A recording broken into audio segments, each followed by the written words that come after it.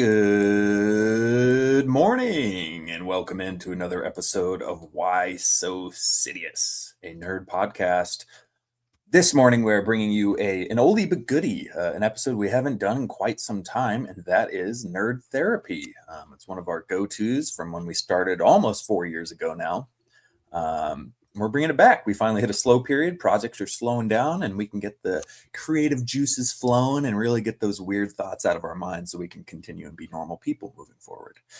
I do want to clarify, Nerd Therapy is here for us to, dump ideas we have. It's a therapeutic session for nerds. We talk about crazy stuff. We go outlandish. I understand there was confusion. It's not called Nerd Therapy because after Andy's questions, you have to go to therapy to get those images out of your mind of your loved characters doing absolutely horrendous things. So I do understand there is a confusion there, but that's actually not why the word therapy is in this. So we're going to try to not up your therapy bill after this session. But really, we are missing Andy. We're hoping he joins us in here. It's always a blast to have in, and it's always great to have all four of us. So you may be getting a fourth guest popping in here and really elevating the show. Or you might not, but we're hoping you do.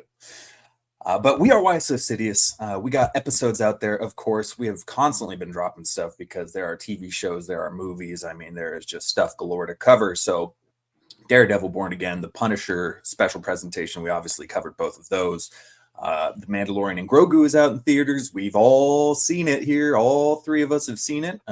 Definitely all of us have seen it. We have our episode out, dropped this week. So go ahead and tune in for that coverage, see what we thought about the movie. The Boys finale, covered that, season 5. That just wrapped up. So we got all that, and now we got a little bit of a break. So we're doing the creative episodes. Supergirl's coming out here soon. Always stay tuned. We got a ton of stuff coming. And go to our merch store. Hats, coffee cups, shirts. If you're a comic person, then obviously you're going to shop through Panel Bound Comics and use code WhySoCities for a discount. And yeah, that's it. Follow our socials. We'll be popping out the clips from this episode for sure. We're going to have some fun conversations. So let's get into it. Nerd Therapy, we are going to open it up with a segment called Agree or Disagree. So I'm just going to make a statement, and then you guys are going to give me a thumbs up if you agree, thumbs down if you disagree. And if it's worth discussing, we'll get into the conversation for it. So, agree or disagree? Let's start it off with this one. I feel like we may have some split takes. So, the DCU does not need to include the Flash, or any speedster for that matter. Other than the Eternals, it is a power set that has never been done justice on the big screen. Agree or disagree? 1, 2, 3. Wait, 2 questions. It's never been done a justice outside of Eternals. Agree, but the DCU needs. That's the main question.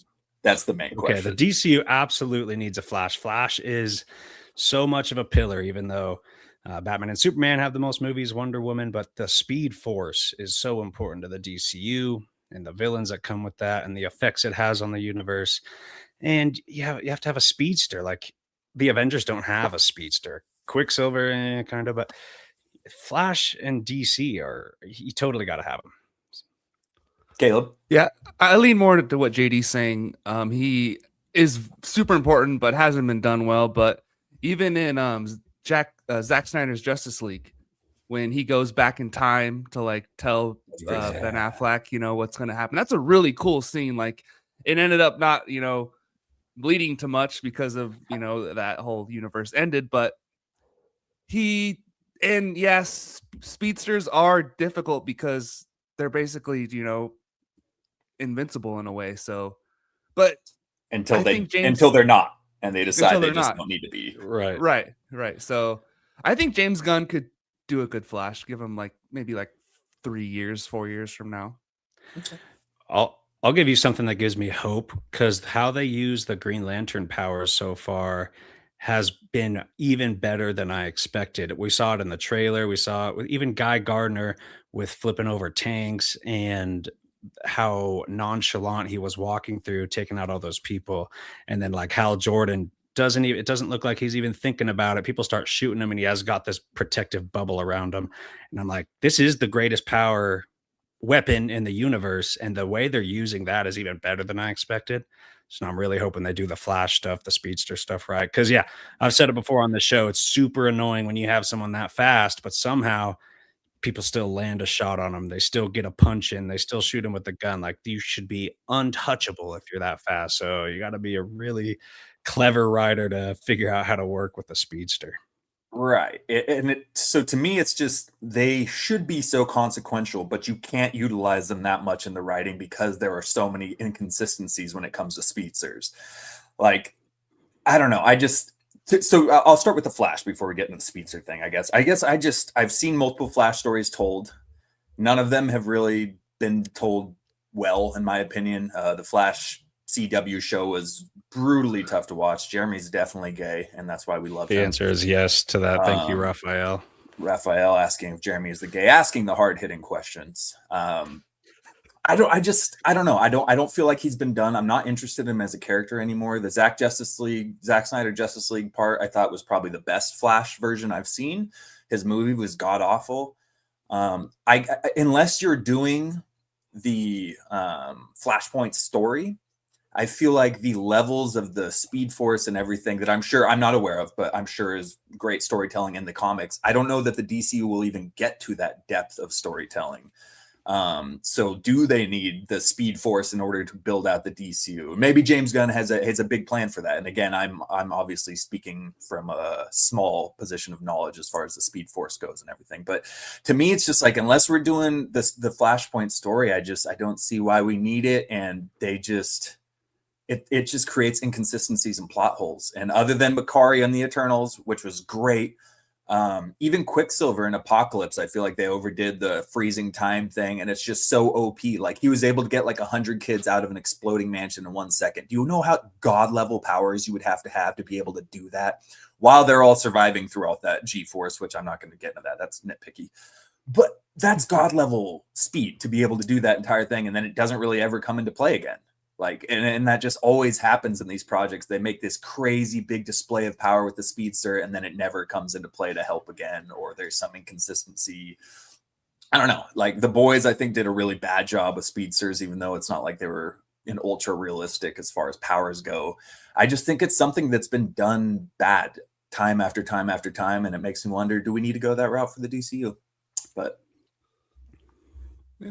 Animated Flash was good. Getting emotional. Which animated Flash? Just the Flashpoint movie? Flashpoint movie was good, and then him in the Justice League animated film. Reverse Flash is cool too. So yeah. Well, shoot. I mean, I like him in the animated projects. I don't know.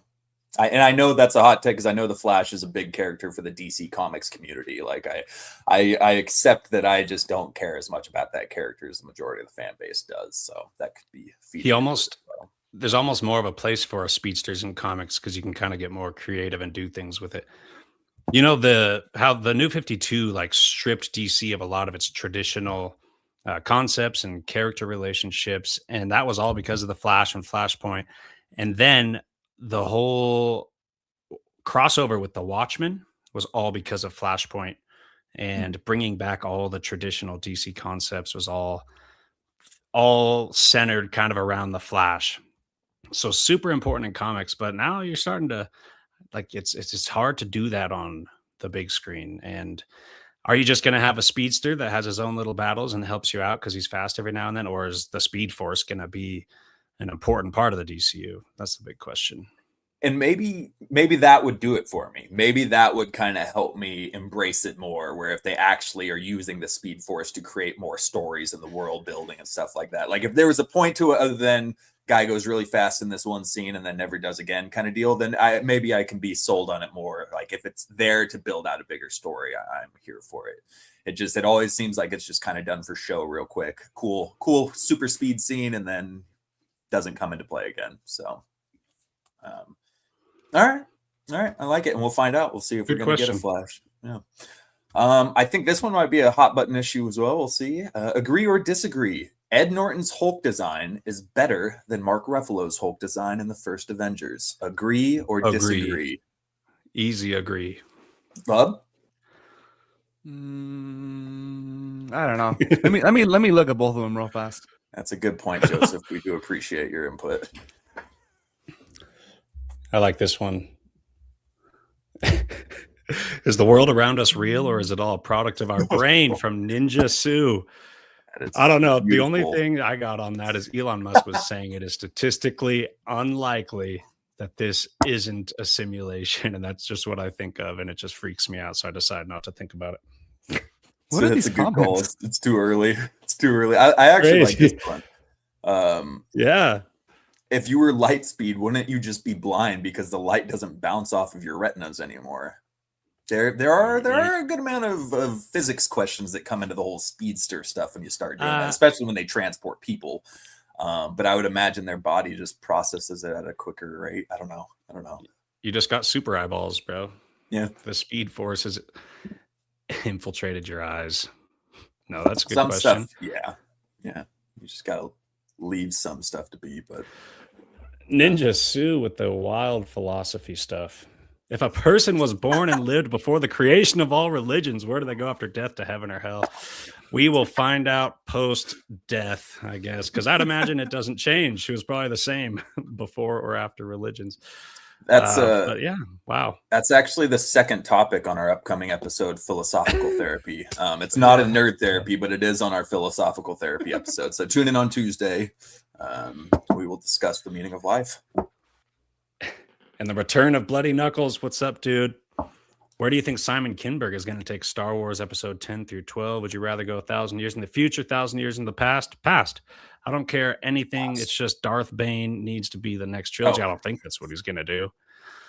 But that book is incredible. That story is incredible. That character is incredible. Very cinematic. And that would be their $1 billion per film trilogy right there. So I'll choose 1,000 years in the past. And Old Republic, that's their... that's kind of the ace up their sleeve and their little golden nugget that they have yet to use. Yeah, I freaking Ninja's throwing my brain off here. So when I read that, my brain just read it as, would I rather go 1,000 years in the past or 1,000 years in the future, like in our world? And I was like, past, get me the hell out of here. And I don't want to go to the future. But Star Wars 2, yeah, let's go to the past. Let's go to the Old Republic. It's like, yeah, Star Wars. Past. Love. Oh, you sweet summer children. You really think they're going to go 1,000 years into the past? If it's episodes 10 through 12, it has to go in chronological order. Yeah, you're It's right. going to be It's going to be Rey's New Jedi. That's going to be the first movie, and it's going to be a trilogy. Like, yeah, if it's going to be about 20 years. It's going to be about 20 years in the future. Sorry, everyone. Yeah. Well, and the question was, do we think we'll do it? Because I don't think they'll ever do that, but I would like them to. But yeah, for episodes 10 through 12, it wouldn't really make sense that you all of a sudden just shot back 1,000 years. I totally think they will do it. It's just maybe not in the next 5 to 10 years. But at some point, they're going to realize, oh, we need our fans back and our legacy back. Here's some incredible material, guys. Well, and Miss, that, yes, Kathleen Kennedy, there is source material on. It's like we're on the same page. It's like we do a podcast together or something. It's like we know Star Wars a little bit. Yeah. So back to the question you were talking about. Yeah, Ed Norton's Hulk is definitely more intense. Mark Ruffalo's is kind of dumber. He has kind of a oafy look to him sometimes when he's not angry. He's kind of so maybe I would pick Ed Norton because he's got some hair on the shoulders too. You know, he's really feeling it out. So yeah, I'll take that one. He's terrifying. Yeah, I'm going Ed Norton all the way. That Hulk design is just like, yeah, that's what I would run and hide from for sure. I mean, and I will say, I think the Hulk design in the first Avengers is the most intense, maybe other than Age of Ultron, that we've seen in the MCU. But I'm still taking Ed Norton's look, man. He is savage. All right, last round of agree or disagree. And then we will head on over to a little topic that JD has brought up for us. A Star Wars Star Killer movie that was an Elseworld style project could be an incredible movie. Agree or disagree? Agree. Okay. Easy. I feel like that idea always kind of gets like shot down because like it would kind of break the rules of the world and there were canon things. But to me, it's like, let's do a what if. Let's get crazy. right? Like, let's do an Elseworlds movie. It doesn't have to connect in, and we can have, it's going to be taboo, but we can have Starkiller killing Han and Chewie, and we can have Starkiller going through our love storyline that we're so familiar with, and it's almost like a rated R Deadpool without the humor kind of Elseworlds movie where we're just seeing this incredibly strong being running through the Star Wars universe. I think, and we could still use Sam Witwer, maybe. Is it too late? Oh yeah. How old is he? Never. No, he looks great, so it's fine. Yeah. Okay. Everything we agree. different from what Star Wars has been doing, I want them to do. So that would be different. Do something completely different than they've just been shitting the bed for 20 years. So I could see it being an animated show, honestly, too, or like a. I could, but I would love to see a live action and just really see them go in hand. And God forbid, do we need to bring Zack Snyder in to direct? Don't kill me. I don't know. But bring in somebody who can do. Good thing Andy's not here. Maybe not him. Maybe Matt Reeves. I don't know. Let's get somebody. Just go back. Let's just go back to Denny. We always go back to Denny. I didn't want to say that. Yeah, I know. We need like a good action because this is going to be. It's not going to be like a deep thinking one. It's more going to be just like. Who's the John Wick director? Power of the Force. Yeah. I don't know, something like that. Yeah. Okay. Real quick, we got one more thing from Bloody Knuckles. He says, I think Jon Stewart in this new Justice League is going to be the Thor. Less clownishness. With less clownishness. We have Superman, Batman soon, and with the actor they picked and being in Man of Tomorrow, he's going to take off. So maybe who's the actor? Thor as in like Jason Pierre. To the fandom, like as far as how much he's liked, or Thor as in his character is going to kind of be like Thor. Right, like he's kind of the galactic, the adult very in the room, powerful member. Yeah, I do think Jon Stewart will be the Justice League Green Lantern, though. I think they're doing something way different with Hal Jordan than anyone is going to be kind of expecting. Yeah, he's already a grizzled veteran who is discouraged with the world and stuff. As far as Hal Jordan. Wow, I almost just called him Hal Gardner. Scary. Yeah, and that seemed to be rubbing Green Lantern fans the wrong way because Hal Jordan is kind of supposed to be like the peak hopeful leader. Right, he's the Green Lantern, but I think he's either going to die or become a villain. One of the two things, like the Parallax story. That's just the Parallax thing. That's a far fetched, but he could definitely do it. Makes sense, actually. Yeah. All right. Well, that wraps it up for Agree or Disagree. JD, you had some topics you were bringing to the table. And one of them started off with a little conversation involving our friends Tobey Maguire, Andrew Garfield, and Tom Holland. Ever heard of them? They all play Spider-Man. Now, what was the topic, JD? I just wanted us to figure out a good matchup for them and kind of keep it simple, but like what would be a good matchup to fight those three Spider-Man together? I thought of the Fantastic Four, the present MCU Fantastic Four. Thought that would be a good matchup, but it sounds like a fun topic to decide what kind of handful of characters would be a good match for those three Spider-Man, where it'd be a close match. My first thought has to be that even though it's kind of cheating because he was in Spider-Man, Willem Dafoe's Green Goblin is kind of a perfect match to go against these guys. He's absolutely unhinged. He's got some pretty crazy gadgets, but he's also got super strength. He's got the super soldier serum flowing through him, so he can keep up with the strength feats of Spider-Man, and he's just pure chaos, which throws the goody two-shoes Spider-Man kind of onto their heels.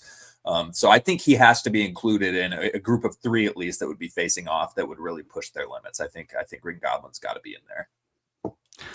Do you think who wins, Fantastic Four or the three Spider-Man? Which Fantastic Four are we talking? Present day MCU.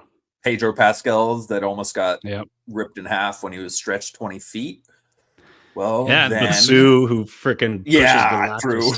Sue is the most powerful being in the universe. Like a flying fire guy. I think the Fantastic Four would win. I think they might win that one. Yeah, it's tough though because flying is tough. Tom Holland defeated Doctor Strange in the mirror. universe or the mirror dimension, right? Like he Ooh. tied him up using that crazy insane, and Doctor Strange is pretty damn smart and capable. So I have to imagine that they would be. It depends if they work together. Are they the Avengers or not? As shown in No Way Home, have they synced together or are they not working together like the first part of that third act? Because I think if they're in tune, they got this chemistry down. The three brothers Spider-Man thing, I can take them to take out the Fantastic Four. Yeah, they could do it. It's a tough one. That's the closest matchup I could come up with. Because they definitely beat the Guardians, right? Yeah, Guardians of the Galaxy. That's a good one though. Easily. There's more of them though. Globe? There's like 6 of them. Adult Groot though. Yeah. He's like a sequoia at the end of Guardians Volume 3. That is a scary individual you would have to be going up against, dude. He is thick with 3 C's. But yeah, I'd still take Fantastic Four and the Spider-Man over the Guardians of the Galaxy. Yeah, that's fair. So other than that, I guess, Love, do you have any ideal matchups for them there? It's tough with the Spider-Man because they're stronger than you think they are. You know, like you don't really get like full-fledged Spider-Man in any of the movies. Maybe at the end of No Way Home with Tom Holland a little bit. Mm-hmm. So you don't want to pick like a god. I think a god would just be too powerful. Like an Iron Man. Could we do like Iron Man, Ultron, Doctor Strange? Want to do Iron Man, Doctor Strange? What'd you say? I said Ultron instead of just thinking of a villain version of Iron Man. Yeah. I just had one and then my kids started freaking being loud and I forgot. Thanks a lot, Owen or Grayson, whoever you are. That's funny. Omni-Man, same thing, and Invincible. Screaming. Sorry. What about Omni-Man and Invincible together? Just those two against Spider-Man? Against the 3 Spider-Man. Yeah. That's a good one. Shit. Dang. What? All right. What stage of Invincible? Seasons 1 through 3 or season 4 Invincible? No spoilers. Oh, yeah. Not going to say anything else about I that. started watching. Lub started watching Invincible, finished season 1, so he is getting in on it. Yeah. I'm almost done with season 2. Hey. Okay. I'm almost halfway through season 4, but I never watched 2 and 3. I'm going to go with Omni-Man and Invincible season 1 through 3. My God. Hold on. There's good reasons. I'm reading the book now, so I kind of want to read up until season 4, but I'm excited about it, so I'm watching season 4. And fair enough. That's okay. That's fair. All right. You're weird. Dr. Manhattan kills them all. Sorry, we got Ninja Sue. I think I'm going Omni-Man and Invincible. If we're doing season 4 Invincible, they're just modern day Invincible. And Omni-Man, I'm going them 2 over the 3 Spider-Man. Omni-Man is just like they're a little too brutal. Yeah. That fool flies and wipes out skyscrapers with the G-force of his flight. I mean, he is just he splits planets. It's pretty intense, and his super speed going up against the Spider-Mans, I think, would really do it. Yeah. I love the sonic boom he has when he flies too, where it's like boom, boom, boom, it's dope. The animation is super fun with that. Yeah, they do a good job. Even though it actually is a show that gets ripped for the animation dropping off a lot since season 1, which I don't really understand, but I guess that's kind of the fan base thinks that they got really sloppy and cheap with their animations in the last recent seasons. But I think it's fine. Okay. Were there any other thoughts on the Toby, Andrew, and Tom matchup? Who else would be I like the Omni-Man and Invincible one for sure. Mm-hmm. Yeah, that's all I got. Okay. All right. Yeah, did Omni-Man just kill Aunt May? Because then, and he would. So that might give Spider-Man the edge. Off. Yeah. I don't know. They're tough. Yeah. Okay. Omni-Man's on demon time. All right, Lub, you got something for us. Take us on over to Westeros. What's your topic of the day? We got House of the Dragon coming out soon, so we'll do a little Game of Thrones topic. Yeah. What's the worst decision a character has made? This is just the main show. There's no House of the Dragon in this, but I'm sure there'll be some bad decision making going on in season 3 of Hot D. So I have 8 choices. You pick whichever one you think's the worst one. Ned telling Cersei he knows about her and Jamie / Joffrey. Good one. Good one. Theon attacking Winterfell. Bad idea. Rob marrying Talisa. That's the one I was thinking of. That was mine.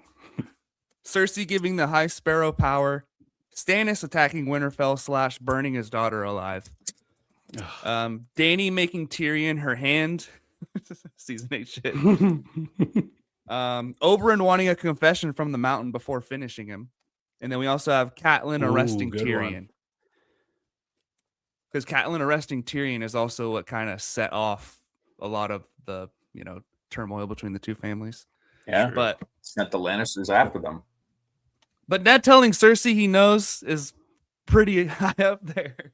I mean, that's a lot of stupid decisions right there. I forget how many dumb decisions were made. And I know there's some that are left out right now. I was thinking of a couple with Jon Snow already.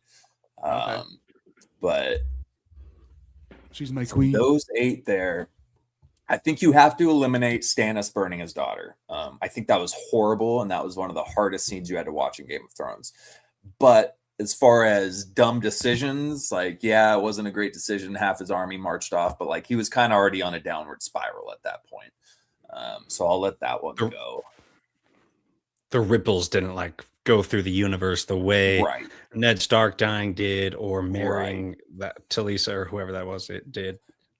So I'd put Oberyn there too. I don't think the ripples did a lot, even though it was insanely frustrating to have to watch that stupid decision. I think as far as long-lasting effects that came from that, Tyrion would have been... God, I guess that actually would have been a pretty big game changer if he did not die and Tyrion didn't kill Tywin. I mean, that didn't shoot. Yeah. I kind of forgot the chain of events that led to. And Dorne was supposed to be a bigger player at the end of the show, and then they were kind of just killed off. He's going to be on the council and all this stuff. And then he died. Tywin died. Tyrion's exiled. Cersei is in power now. That did kick off a lot of terrible things. But I'll just tell you right now, I'm going Rob. That was always the one that stuck out to me. Every time I rewatch the series, I go, you idiot, dude. You idiot. If you did not follow your dick and marry Talisa, they would have defeated the Lannisters, and this series would have been wrapped up in 3 seasons or less. That was just stupid. And in the book, he's 16 years old. So can you really blame him?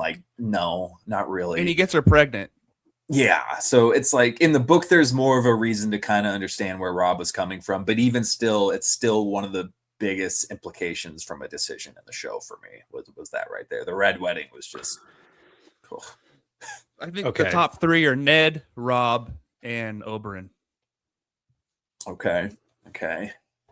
I had marrying Talisa as number 1, but then just to avoid the simplicity of agreeing with everybody, I'm going to go Ned first, because if Ned was supposed to be king, he was going to take the throne. And Rob, until Joffrey was of age, his plight wouldn't have had to take place. Rob wouldn't have been going to war anymore. And he trusted Cersei and gave her that chance as if she wouldn't take that information and completely spin it on its head. So stupid. And he would have been king of the what's that city? King's Landing. Westeros. And then the war's over at that point. But would Cersei allow that? You don't think she would have him taken out? If she didn't know that, though, that's when if she didn't know he knew, he could have came into power and then strategically revealed it to the right people and exposed her, instead of immediately being like, I know your dirty secrets, and by the way, I'm going to be king soon if you don't act. It's gonna. Yeah. I might have to agree, because if that doesn't happen, we don't have Rob needing to not marry Talisa. I mean, that kind of kickstarted the series. So, and that was really stupid, bro. That was just boneheaded of bone. He wasn't even following his heart. That was just dumb. So I guess I'll go with that as my number 1 too. You got me, JD. I'll put Rob's at number 2. Ninja Sue again, bringing up Dr. Manhattan, but this time versus Dr. We're getting on topic. You still got Dr. Manhattan cutting it up. Yeah. He's like a god. He just beats everybody. Thank you, Ninja Sue, for the question. Does he have clothes on? Ooh. No, but Ninja Sue or Dr. Manhattan? Dr. Manhattan. Just gonna whip him with Ninja his Sue, if you're at balls. home, you can do whatever you want, man. No, but Ned would have been protected as king. And then, yeah, like Dave said, he could That's have true. revealed all that info. Once he's in that seat, once he's in the throne, Cersei wouldn't be able to get to him at all. I mean, she'd have much less of a chance anyway. That's why foot soldiers don't play the Game of Thrones. They don't know how to do it. You die. Yeah. I like that. That was good. Okay. All right. Yeah. Well, while we're talking about Game of Thrones, let's just real quick. We have a Week in Geek that'll be coming out where we'll be discussing a recent trailer that was dropped for the spinoff series House of the Dragon. But with the anticipation of House of the Dragon season 3 coming out, we have heard that episode 1 is one of the craziest episodes of television ever filmed. The trailers are getting me hyped, and again, we'll save the full discussion about the trailers themselves for Week in Geek. But I have a question for you guys. Does House of the Dragon season 3 have a potential to be a top 5 all-time season of all the Game of Thrones, House of the Dragons, and Night of the Seven Kingdoms, all of the Westerosi series? Does House of the Dragon season 3 have potential to be a top 5 season? Question: Is season 3? Is there a season 4 coming out for sure? When do they plan to wrap this up? There's 4 total. 4 or or 5. Yeah, let me check here. There's at least 4. I would say this is the Game of Thrones universe, and literally any season has the opportunity to be one of the best seasons ever. Just so the true. world it takes place in, it's so good. So, I mean, I'm going to say yes, especially because season 2 is their development. We didn't want it to be. We thought it'd be all out war season 2, but whatever, we're past it. And that was their development season. But season 3 is it's got to just be nuts. And I think that alone just gives it a really good chance to be one of the best seasons. It's going to be tough to watch. Agreed. And it's a little more going to be really focused. tough to watch. It's focused on like a tighter group of characters than Game of Thrones was, so less bouncing around. I think they're really going to get down to action. True. And you see in the trailer, it looks like Rhaenyra and her dragons have taken over King's Landing. So like they're back in King's Landing. So sick watching Daemon and Rhaenyra stroll through the halls of King's Landing back in the Red Keep. Just like, that feels right. Feels right. Right. Is it going to last? Well, we'll find out, but it feels right. Dude, we have that. We've got the first battle that's going to be insane in episode 1. We've got the 2,000 Northmen who were teased last season being led by Roddy the Ruin, Tommy Flanagan, aka Chibs from Sons of Anarchy. And these men, their literal goal is to die a glorious death. None of them want to go back to Winterfell. Like, they're being sent out to go to Valhalla, essentially. So we just have a bunch of white-haired Northmen, the Stark men, and they just want blood. Like, I feel like they're going to be one of the coolest aspects of the season, and this is a season that's going to be full of dragons. I honestly, man, I don't know as far as storytelling goes, but man, entertainment and just pure awesomeness, I feel like this definitely has potential of, I don't think top 3. I don't think you can knock out Game of Thrones season 4, season 3, season 5, even maybe. But I'm so hyped for this. I cannot wait. Ninja Sue, again, not exactly a nerd fandom topic, but still pretty nerdy. But I have an answer for this. He says, what will happen to the human personality and society as a whole if people stop dying? Now, my answer to that, I have that power. is, 1, we're either all living in famine and the billionaires are just chilling and like everyone, but once the technology reaches a point to where people stop dying, that technology will be able to take us to space. And if that's the case, if no one's dying anymore, we will inhabit space and live out in space. And it'll be a lot like Star Wars or Star Trek. And that's what I got for you there. I think we'll all die and about 300,000 people will be left. Or a big wipeout will happen. Yeah. Okay. The Illuminati will finally just cull the population. Look, man, I'm just saying Blue Origin is one of the major space runners, and they built one platform and just blew it up and are now back billions of dollars. So I don't know if I trust us getting to Mars in time if all of a sudden nobody died anymore. But humans are too stupid. They don't work together. 100 years down the road, once we crack quantum computing, we'd actually be able to use AI to its fullest potential, and things are going to get crazy. Oh, we cracked it, and then they killed the dude. And then they... Figure it out. Let's go with the third. Figure out quantum computing, because really the problem with quantum computing is you can't cool down the amount of energy that it takes to use quantum computing. Like they can do quantum computing, but yeah, shit blows up. They don't have a way to cool down the heat that's produced from it. That's one of the big factors. Well, figure it out. Be so stupid about it. Jesus. Find a segue, Dave. Come on. Well, speaking of interplanetary moving and the future of humanity with quantum computing and the cooling down of the computer systems, let's roll into a little segment I like to call Cut or Keep. Okay. People, yeah, we're cutting or keeping society. Exactly. But we'll make it a little less heavy, and we'll go to casting in the MCU. We'll start off with that there. Hell yeah. Segue. Seg your ways. Ooh, don't make promises you can't keep. Sorry. Let's go. We have got 5 of the most all-time castings in the Marvel universe, actually all within the MCU now. You have to keep 2 of these castings and recast 3 of them. And this doesn't mean moving forward. This means you're starting back at the start of the MCU, and this cast was a different person all along. So we have got Chris Evans as Captain America, Chris Hemsworth Thor. Ooh. I'm going to kick her out. Sorry. It's an all-male group. Sorry. Charlie Cox's Daredevil. John Bernthal's Punisher. Oh, stop. Tom Holland's Spider-Man. You got to keep 2 of these 5, and you have to recast 3 of them in the MCU. What 2 are we keeping? You don't have to come up with the recast ideas. So we're not doing that. But keep 2 of them and 3 get replaced. Lub, look like you got something to say. I think I'm keeping John Bernthal. Okay. I think I'm going to keep John Bernthal. Wait. Tom Holland can go. I love Tom Holland as Spider-Man, but he can go. And then we have Captain America, Thor. What was Charlie Cox. Yep. I think Charlie Cox has to go. I'm sorry. I mean, can't keep you haven't seen TV show season guys. 3. I didn't think you were gonna. Sorry, Andy.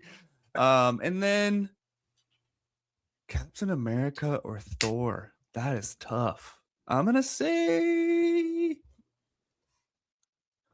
I'm thinking like if Thor was recast, who could like do a good job and it would still be okay? Right. I think I'm gonna pick Liam. Chris Evans. I'm gonna pick Chris Evans. Captain America. So you're keeping Punisher, Cap, and John Bernthal, huh? And Punisher. Which is funny. They have a couple parallels in the comics there. All right. Yeah. JD, what 2 you keeping? I want to say the same exact thing, but I kind of want to keep Tom Holland instead, only because he has so much more significance in the MCU. Punisher's in his own corner, but John Bernthal's so perfect. Like it's a dream casting. And that's just really hard. But Chris Evans, I got to keep. That's 100%. He Captain America is one of the most boring characters, slightly dorky, and he just kind of makes weird decisions sometimes. Like the whole Illuminati thing in the Hickman's Avengers. He's like, he got the opportunity to figure out everything, and he didn't ask about why the universes are crumbling or why incursions are happening or how to stop them. He says, is Tony Stark right? Like that's his mind seems like anyway. But Chris Evans made that character so cool, quintessential to the MCU, elevated the character and like made Captain America cool. I gotta keep Chris Evans, and I kind of want to keep Tom Holland, just because he's more significant to the MCU. But that's really sad. I don't want to recast any of the other guys. Chris Hemsworth can kind of go either way. I'm sure there's another good fit for Thor, but I'll keep Tom Holland and Chris Evans. Tom Holland and Chris Evans. All right, we're all gonna have different ones. That's good. So Tom Holland's and Chris Evans. Lub's keeping Chris Evans and John Bernthal. Oh, unfortunately, all right. Well, we're all gonna have the same one actually on one of them. I'm keeping Chris Evans too. I'm sorry. It's the same thing. He made a character that I wouldn't typically like into somebody I loved. I mean, he just really sold me on a character that I did not care about, especially after the first movie, for me especially. hated that movie, and he just sold me, man. So I can't speak anything higher than what Chris Evans did for his characters. I got to keep him. I'm going Charlie Cox. Yeah, I think Chris Hemsworth is amazing as Thor. He's great, but I do think there's at least a couple people out there that would have been great with it. John Bernthal's Punisher, I agree with JD. I think it's perfect, but as far as his role in the MCU and everything, it wouldn't be as detrimental to lose him as that cast person. And Tom Holland, I think there are a lot of solid Spider-Man options out there. But for Charlie Cox, he just embodied Daredevil. Even when his mask is off, like he has the blind man's look down, like his eyes, like you forget he's not blind in real life when you see him on the red carpet and stuff. Oh, like, yeah, he just absolutely killed it. He has 5 solid seasons of television as Daredevil. He's continuing into the movies now. He's still got a great future. He's just been a staple since the start of this whole cinematic universe, even though it was only a Netflix show. And he's just been a perfect Matt Murdock for me. So we all stuck with Chris Evans, and then JD kept Tom Holland, Caleb kept John Bernthal, and I kept Charlie Cox. So sorry, Chris Hemsworth. I'm surprised Robert Downey Jr. wasn't in it. That would have been. I thought it was too easy. Then it's just it's too easy. We all would have picked him. Iron Man and Cap. Yeah. I had him on there and was just like, that's not fun. We're all gonna pick. I thought for sure. And Hugh Jackman was the same thing. I didn't put him on there either because I figured RDJ and Hugh Jackman are kind of the goats where it comes to casting. So yeah. All right, one more, eliminate one and keep the rest, and then we'll move on to some of JD's topics here. Doomsday coming up. So if you're a Doomsday fan, we are going to be discussing it again. Don't you worry. But this is villains, the all-time villains.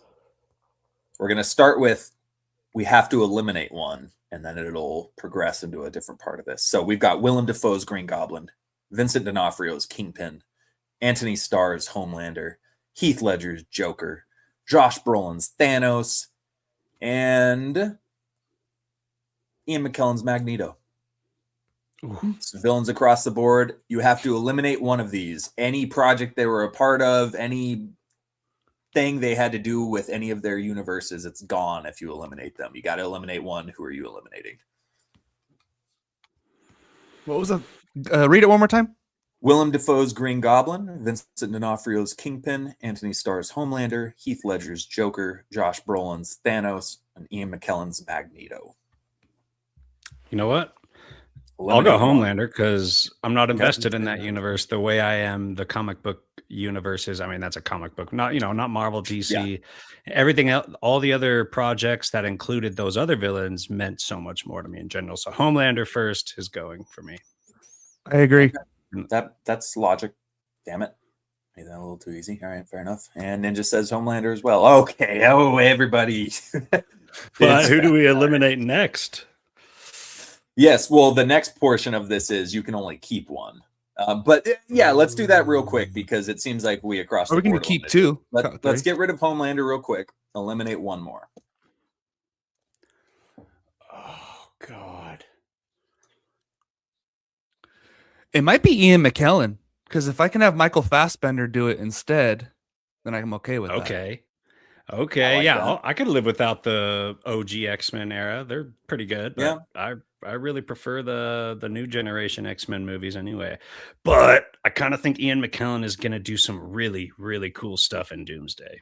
So, but that wasn't a part of the contract here. It just deletes the past stuff. Yeah. So Ian McKellen's next. All right. I was thinking that for the same reason when I was thinking of Willem Dafoe's Green Goblin. But to me, that's just like the iconic villain for me as far as comics go. That was the first one I fell in love with as a kid, and he's literally perfect. Right. And he was even perfect coming back in No Way Home. So I can't kick him out, even though he was only in a couple of movies and whatnot. It's just he's too iconic. He's on sabbatical.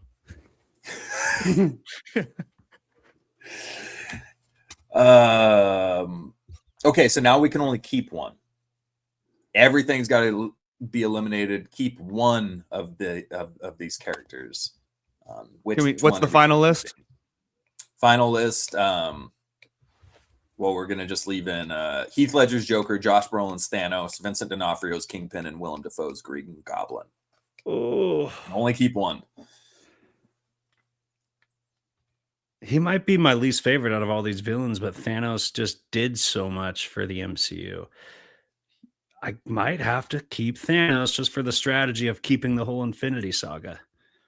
And Josh Brolin, even though But it was this is half tough. voice acting, he did good with like the emotional scenes. Like Josh Brolin did kind of embody the role of he made people believe he was Thanos, you know. So Yeah, I wouldn't the say this is voice. my favorite casting or my favorite villain, but I might have Right. to keep him just to keep those 30 or so movies all relevant.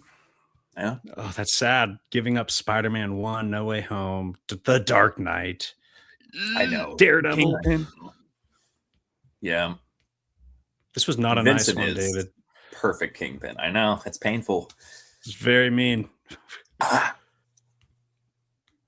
It's so hard, dude. I have to keep Heath Ledger's Joker. Even though it's the least amount of projects, but the significance he had and just the absolute game changing for his career, and RIP, obviously we didn't get to see it continue, but it was that casting that everybody was so angry about, and he just turned out to be one of the best villains of all time in movies. Like when everybody was saying this is a terrible cast, Heath Ledger just absolutely ate that up. So I was thinking Thanos, but I'll go with Heath Ledger's Joker. Respect it. Still my number one on-screen villain. I'm gonna break the tie, and I'm gonna have to pick Thanos. Oh, Sorry, I'm sorry. fair. I know I got Thanos and the Joker behind me right now, so that one's on each shoulder. Oh, I'm on Thanos. all right. Well, somebody's got to hold down the podcast name. You know, it's fine. Yeah. All right. Well, since JD is still definitely here and in front of the camera, let's head on over to his topic. Oh. All right, real quick, okay, I was gonna say I've got a quick one we could do. He's got his headphones on, so all right, you wanna pop into your Doomsday topic there, JD? Okay, let's just talk about cameos and let's go far-fetched, wild cameos that kind of make sense, but it's not going to happen. And then some cameos that are a little more reasonable, like probably won't happen, but you could definitely see them popping in there. I think there's going to be a lot of that happening in Doomsday, like some pretty surprising cameos that we won't expect. But I'll kick it off. What you got? Say there was a news report that came out like a week ago or something, and there's like 10 to 12 more heroes that haven't been announced yet. You know, so there are some secrets that haven't been announced with that, you know, like 60-person cast list. Damn. Okay. Straight up. So what I got for reasonable, I got Venom, and I got Nova, and I got the Beyonder, because he was so quintessential to that thing, but not that exciting. No one really gives a shit about the Beyonder. But then I got Miles Morales. That would make me so happy. But Nova, Venom, Miles Morales, but Beyonders, whatever. But that's kind of like I could actually potentially see any of those coming in there, and that would be very, very exciting. Who's Nova? I think we're gonna get. Has Nova been Nova casted yet? No. No. Oh, okay. They've been talking about a Nova project for a long time, though. Right. Oh, well, yeah. Oh, throw Thanos on that list. I think we'll see a Thanos as well. Okay. I think I theorized we'd see King Thanos at one point. So I'm with that. I think we'll see a variation of him at least. With Miles Morales, I could see him being teased in Brand New Day, maybe, or maybe in another project, and then popping up in Secret Wars. Because obviously he's in Secret Wars in the comics. I could see that. I would prefer that. I would rather that happen than him pop up all of a sudden in Doomsday with no mention of him or no kind of warm up of the character. I would rather see him pop up in Brand New Day or some, even if it's an MCU series, maybe some project where he's teased and then in Secret Wars he arrives. What do we think of White Vision? Do we think he could show up? Ooh, I can't wait for Vision Quest. You got to think so. I think Vision's coming back to the he's going to be important again soon. And I think this show's going to be really good, but I think White Vision will be in there. Was Elizabeth Olsen more heavy hitters? Announced? Yeah. She is not announced for Doomsday though, right? No, that's right. No. But I think that's too easy. I think she'll definitely be in there. Right. I think she won't be. Oh, I think, yeah, I think she will. Children's Crusade. I think they're doing a lot of that stuff, and there's been a theme. yeah, Let's find Wanda. shit. Agatha all along. We need to find Wanda. We got our kids coming back and stuff, and they're actively trying to find Wanda. So I think she'll definitely be in there. yeah. Yeah, that is. I like Venom, I forgot though. about the whole That- Children's Crusade. Venom seems like the most fun answer that could possibly happen. Yeah, they teased it already until Venom 3 happened, and then it's like did they go back on that? Like, didn't he catch the symbiote? And now it's no longer floating around the MCU. That's stupid. He licked the screen when he saw Tom Holland on that. Like, that's one of the most desired characters I really do want to see in the MCU. Yeah, dude, I just want to see him lick Spider-Man. I don't know why we can't one day. All right. No, Far-fetched. Yeah. Far-fetched. And this has castings. Far-fetched. Could you imagine Ben Affleck's Daredevil? Be weird. I'm not saying I want this stuff. I just, whatever. Edward Norton's Hulk, which was brought up earlier this episode, but man, that would be so cool. And then Terrence Howard as War Machine. I thought that'd be pretty funny. And you know, in the Secret Wars comics, the 80s and the modern Secret Wars, neither of them had Iron Man, but I want to say both had Rhodey. No, Rhodey as Iron Man was in the 80s Secret Wars. And I don't think there's a War Machine in the modern one. But it's just interesting that Iron Man was in neither Secret Wars. And he's really not really supposed to be in this one in the MCU anymore anyway. But that's an interesting kind of pattern or consistency. Does Terrence Howard still act? I was going to say, if Terrence Howard wasn't making the podcast rounds claiming that people stole his quantum technology formulas and like was just absolutely losing his shit right now, I would think that's a possibility. But I don't think he's going to be starring in any Marvel project. That man has gone off the deep end in the last year or two. Yeah, he had like dreams as a kid where he like was visited by some like being and it told him like all these like math equations and stuff. He's crazy. 2 + 2 does not equal 4, and he will genuinely argue how it doesn't. And there's a lot of stuff that man has got. Some of the stuff, it's like, yeah, maybe there's some, but he's just dove into all the craziest possible things you could bring up on a podcast, and that's what he's been doing. What about Galactus? Do we see Galactus in there? Ooh, he should be, right? At least like in another realm or something. Also very much in both Secret Wars. He was kind of a guarding sentry of Doom's in the modern one, and Doom stole his power when he decided he was going to eat all the battle world. Doom stole that power that he was going to. He was going to feed it into himself, Galactus, and Dr. Doom switched up the direction of the current and absorbed all that energy that was going, and that's how he became super powerful to fight the Beyonder in the original Secret Wars. So Galactus playing a role in both Secret Wars. I think he'll be in there, and I'd love to see Silver Surfer there too. I had one. I had a long shot one, and it just totally. Son of a gun. Hold on. Come back to me. Lub, you got one? I was thinking Eric Bana's Hulk instead of Ed Norton's Hulk. And then I was thinking of the character that his dad played. The guy who... What was the... Wendigo? I forgot what he turned into. I feel like they did a combination of characters from comic books in the movie itself, but like he was able to like turn into electricity and kind of like, I don't know, he shifted his like elemental breakdown or something. But I could see a 2004 Ang Lee kind of Easter egg being thrown into this Doomsday situation here. I put Bana Hulk as I think that's a higher chance than Edward Norton's Hulk, yeah. Because that's too confusing. He was in the MCU, but now he got recast, but it's still supposed to be the same Hulk. So it's like, that would be like, oh, that's not another universe's Hulk. That's the same universe as recasted Hulk. Eric Bana, different universe Hulk. Could totally see Good it. point. Yeah, that's kind of harder to explain. As Mark Ruffalo's Hulk said in the wonderful She-Hulk series, I was a totally different person back then. That was literally.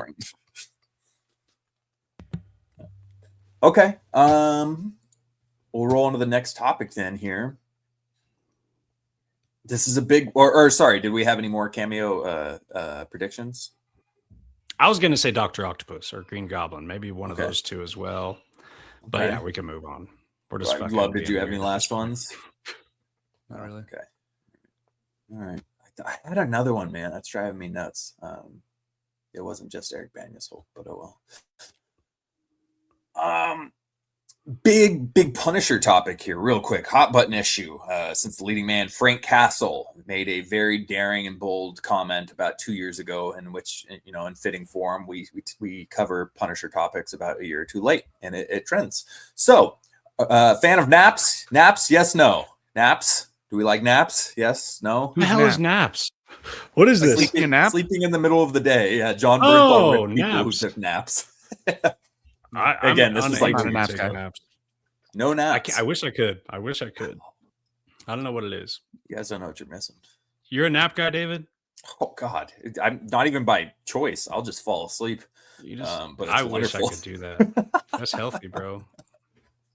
I'll just be in the recliner. I'll get home from work and then I'll just fall asleep for 30 minutes. Just be like, oh shit. All right, start the day again. All right, no real topic here. Question: you got to choose one or the other. I got a couple one of the others, and then we can start to wrapping this episode up here. We got a couple other topics Shady wanted to go into as well.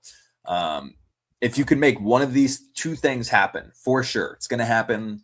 Big screen, live action, but you can only choose one: a live action Under the Red Hood project, or Venom and Spider-Man team up movie finally happening. And if you don't choose one or the other, it will never happen. Under the Red Hood, also because then Venom versus Spider-Man, I'll do. But teaming up is whatever. No. Sorry, just in the same movie, a Venom and Spider-Man movie, they don't necessarily have to be teaming up. They may be teaming up, maybe they're against each other, but it's a big Venom and Spider-Man movie. Under the Red Hood is my shit. I'm gonna do that. I figured Could Miles Morales be in it too, like the video game? Oh yeah. It'd be a big Spider-Man kind of deal. Yeah, I want to give me that all day. Okay, that's fair. I think I kind of actually go for the Under the Red Hood, even though Spider-Man's my deal and my favorite game growing up was Spider-Man and Venom on the Sega. That thing was freaking awesome. But I just think they need to do Jason Todd. I think he has to be brought in. I think that's the best story to tell for him. I mean, it's his story. So you have to tell the story if you're going to have Jason Todd in the DCU. And I think he really needs to be here. We haven't had Jason Todd. We haven't had Red Hood. We had it briefly in Titans and they absolutely botched it. So I think that's more needed across the nerd world than the Spider-Man and Venom. Yeah, fair and good question. Those are both very desired projects. Yeah, if either one were to happen, I would just be absolutely stoked. All right, sorry, one more and then we'll go to JD's thing. Who would you rather be involved in the DCU? The one you select is not ever going to be brought in. Martian Manhunter or Hawkman? One more time. Sorry. Oh. Who would you rather be involved in the DCU? The other will not be involved whatsoever. Martian Manhunter and Hawkman. Easy, Martian Manhunter. Hawkman is kind of a goofball. I'm sure you could do a lot of cool stuff with the Thanagarians. But oh man, Martian Manhunter seems like such a cool sci-fi, cinematic, powerful, interesting character. I cannot wait for any Martian Manhunter. I can't believe they haven't ever done Martian. Well, I guess Snyder did some. Tease. But Hawkman can wait plenty of time, years. But give me Martian Manhunter. I agree. He seems like I don't know anything about him really, but he seems very interesting. So he's a shapeshifter. He can read minds, I'm pretty sure. Like he's got a lot of crazy ass abilities. Isn't he a mind reader too? Mind reader. That's how they all talk. They discuss. He just links their brains, and they all discuss as they're battling and stuff. Weak to fire. That's his weakness. But came from Mars, where all of his people died. Mars used to be a full civilization. They all died. He's the survivor. I think there might be a few more running around. But man, cool character. It's just crazy. We never have really seen it portrayed well. Like we briefly got it in Zack Snyder's Justice League, but I don't know. When I wrote this, it seemed like a better question, but as I read it, it was like obviously Martian Manhunter. So I don't know why Hawkman was included in that one, but just let that one go. All right, I did have a few other juicy ones, but I'm going to save that for our next nerd therapy episode. Let's get into one of the topics JD has here, and that is, if Batman is such a resourceful genius, why is Gotham still in shambles? I don't have an answer, but it's so annoying. This is why I'm starting to not like the character of Batman, even though his movies and his comics are consistently the best. Like, I love them. I will always love them. But the character of Batman, we've already discussed recruiting children to fight crime, never had killed the Joker, can't even keep like his villains imprisoned, even though he's so resourceful and smart. Like, he just puts them somewhere they can break out. And on top of that, Gotham is still one of the shittiest places in the DC universe to live after decades of the supposed smartest man, one of the richest and most influential men. And he fights crime behind the scenes, and still that city is in shambles. So is he really that smart? Is he really that resourceful? There's too many holes to poke in the Batman character, even though he is so cool. Great stories, but come on. He's not that competent on that level if shit hasn't been fixed. As the representative of one Bruce Wayne / Batman, we will not be answering any further questions this evening. So. HR. Yeah, he is like the guy who is known for his prep time, and he's smarter and he thinks everything through. But then you got like Calendar Man breaking out of his prison. Like, it makes you wonder, like, yeah, how have you not locked this down where all these goofballs just keep making it out on the street and you're having to waste your time putting people away like Calendar Man and Mr. Pig or Professor Pig? There's a lot of them, though. There are a lot of them. Big there rogues are. Gallery. It's like 20% of the population of Gotham is a villain, it seems. He wants them to go through the justice system of America and the criminal system. Yet they choose when to kill people, but then he always talks about how he doesn't trust the system and all this stuff. But like, you're not supposed to choose to kill someone, but our corrupt government can choose to kill someone. They put innocent people on death row all the time. Like, in a disturbing number of people get offed legally, and they ended up being innocent. So he doesn't trust them, but he's cool with them deciding who lives and who dies. But if he's so smart, he should be able to, the Joker should die. I don't know. We don't have to get into Batman killing is a sensitive topic. You don't even have to go into that. But kids and crime, Gotham is still in shambles. Like, none of this makes sense. And they've kind of done that in certain projects where Thomas Wayne invested a bunch of stuff and ended up actually helping the city in the long run. I forget what but they're always like spin-off and like Elseworld, alternate reality kind of thing. It's never actually what happens. So yeah, I mean, I guess, I don't know, he's rich enough to have a vehicle that has a nuclear reactor as its energy source, among building insane stuff in Batcave. Yeah, I don't know. You'd think he could build a better infrastructure, and I don't know. There's a lot of what's the word I'm looking for? Conflictions and contrasts as it comes to Batman's ideology and then his love for the justice system. Like you said, it's just half of his whole lifestyle is anti-justice system, but then he relies on all the big decisions on the justice system. So yeah, yeah. None of it makes Maybe sense. it wasn't made to be thought of like that, but we are here now, and now you got to give us a reason as to why Gotham still sucks. All right.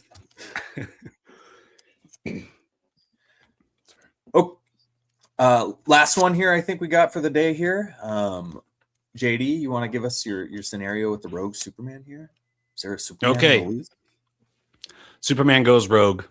You got to assemble 4 characters to defeat Superman. You cannot pick Dr. Doom because of magic. You know, he's weak to magic, so I don't know. Dr. Doom versus Superman. I feel like I got Dr. Doom. Cannot pick Goku. Cannot pick, Thor or Hulk. It's too obvious, too easy. You kind of want a heavy hitter on your team. You cannot pick Sauron. And was that it? And cannot pick Wanda. Again, weak to magic. Sauron magic. Wanda, very magic. Let's just take them off the table and assemble 4 characters. And let's keep it to movies. Movie characters. No, Omni-Man from the comics. Right. Which I think Superman crushes Omni-Man, right? I don't know. At We don't least need he to has get into ice that. We don't breath need to in get into later. that. Right, It's- right. All I'll say about that is Superman's been in the comics for 90 years or so. So there's just been too many stories told that give so many insane feats that it's hard to argue it. Yeah, and our YouTube polls are wild. They pick Superman for every single 1v1, even Doctor Doom, even Goku, which I think is just ridiculous. But anyway, 4 characters from any movie. Who do you think actually takes out Superman? I didn't write an answer down, but I'll think of something. Doctor Strange? I Do we mean- want Doctor Strange on the team? Oh, is that I magic didn't take still? him off the list. Yeah, but I didn't, that's kind of tricky. But yeah, throw him on there because I would say Wanda and Doctor Doom are a little better with magic. Like natural abilities. Doctor Strange had to kind of learn it. So 4 opponents. Yeah. Was Batman on the no list? He might have should have been, but no, man. Just All right, he's rock on my with list it. I then. already If there's Yeah, a team I'm of throwing 4, I'm Batman on trusting the him to list. strategize against Superman. He's proven that Yes. he knows how to strategize against Superman. So I will have him use the helping. brains. Yep. Which Batman? Affleck. Ben Affleck. Yeah. He's got the suit. He has the fucking armor. He already beat him. He beat him. I was gonna say Kevin Conroy, but it's better detective work. Okay. I like it. Spider-Man? Yeah, Batfleck. Do we want Spider-Man? I don't want Spider-Man on my list. Maybe Magneto. Okay. Maybe Professor all right. X. Wait, no. Star Magneto's Killer. just Star Killer. Yeah, do we want a Jedi? All right. Do we want Anakin? Do you want Jedi though? I don't know, right? Ooh. Do you? He could barely hold a ship down, to capture Obi-Wan and them. Kate I mean, from he's strong, Gen but V. not Superman level. Which one? Kate, Movies Kate only. From Gen Movies V touches Superman's shoulder, says punch your face off. Punches his face off, fights Ooh. over. Oh, in that case, Jessica Jones villain, didn't he? Do Oh, the same Kilgore. thing? He could just Or, it's not Kilgore. I always call him that. It's Kill something. no, not Killmonger. Kilgrave. Kill switch. Kilgrave. There you go. Killgrave. Yeah. He has the mind control thing, right? He does. Oh, that's not from a movie. Never mind. Movie or show. All right, so we got Batman. I'll throw Professor X on there. You got to have some kind of telepathy. You got to do something sneaky with Superman. It's not just brute force. Yeah. That's why Magneto is getting strategize. taken off. Doctor Strange too. He could do like 50 of himself. Superman Okay. doesn't know. Yeah, those Yes, him in a mirror Doctor dimension. Strange, Batman, Yeah. Professor X. One more. I'm good with we wanna- Professor X messing with his psyche and that. Now we need Do we we do- need brute strength though. We got Strange, Wolverine? we got Batman. We need brute Ugh, strength no, kinda, or Wolverine. speed. He's Can I pick Omni-Man? Immortal. Is Omni-Man an option? Yeah. He Or said Thrag? movies only at first. Oh, okay. But move on screen, just not comics, is screen, what I okay. meant. Okay. So then we could pull. Actually, I might go with I'm Black going Adam. Frag. Oh wait, Doctor Thrag. Fate. Ooh, that's a good one. Thrag. Batman, Doctor Strange. is that an Thrag, invincible Professor X, villain? That's mine. Yeah, he's the villain. He is. Let's just What say season was when Thrag in? he goes to throw an uppercut, he creates a gravitational pull. So he's. Is he a Viltrumite? Strong. Yeah, Okay, let's go. he's the leader of the Viltrumites. Oh shit. Bred for battle since birth. When does he come in? He's a fucking savage. Season 4. Damn. Have Towards, you like, the finished end of season 4, Dave? Yeah. I think Dave watched it all. Oh, is it good? Yeah, I can't wait for season 5. It's gonna be pretty wild. Yeah, it's just gnarly. Like those fights are just intense. They do a good job at like it not being super repetitive. Sometimes it is, but they throw in a lot of crazy like new combat stuff we haven't seen yet. So yeah, I thought it was fun. Well, I would. All right, side question. Can you quickly, blindly rank the 4 seasons? At least give me the worst and the best. I'd go 1, 3, and 4 are tied, and then 2. 1, Two's 3, good and though. 4 I are like tied. 2's not bad. No, Or 1. 1 at number 1. 1 is 1. 3 and 4 Gotcha. tied at 2, and then 2 below. No, 2's good. It's just 1 I think Slower. is just start to finish really good, great storytelling, crazy end, crazy start. And then season 4 is some epic highs, but some kind of there's a couple filler episodes. There's a couple of just stuff I don't really care about, and that kind of happens in season 3. But the highs of both of those seasons are insane. So it's hard to like rank them low. I really liked the episode where we go back and see that virus go through the Viltrumites. Yeah. That was crazy. There you go. Well, it hasn't That was yet, wild. but yeah. No, that was gnarly. Yeah. No, they just got the flu. They were fine. Yeah, there's just the spring. I forgot what it's called in Game of Thrones. Never mind. Move on. They are good to go. All right, you're good, love. Okay. Well, anyway, I got Black Adam, Dr. Fate, Batman, and just Doctor Strange. That's my 4. No Professor X. No, because I don't think you need Doctor I don't Strange and Professor X. It's convoluted and kind of hard to figure out what the hell is going on. Is he strong enough to get into Superman's head? I don't know. I'll go Batman, Doctor Strange, Magneto, and then maybe what about a Quicksilver? Little speedster? That work? Yeah, but Flash didn't do anything to Superman in that movie. Then I'm going Wolverine. I just need a brawler in there, so I'm going Wolverine. He cannot touch. His vibranium blades would break. Well, this is after Doctor Strange tricks him. Magneto puts a metal thing around him, and then he comes up with the claws. Aim for the eyeballs.